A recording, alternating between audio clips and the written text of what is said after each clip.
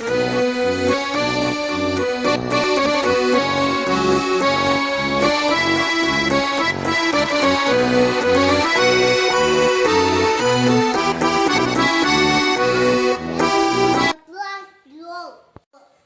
номер 40. Моя учительница Хуршида Азизовна. Я вам спою песенку «Правой солдата».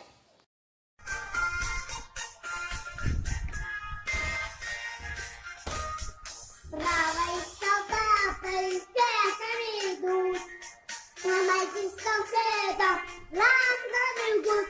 Эх, левой, левой, с песнями идут, а мальчишкам следом раз набегут.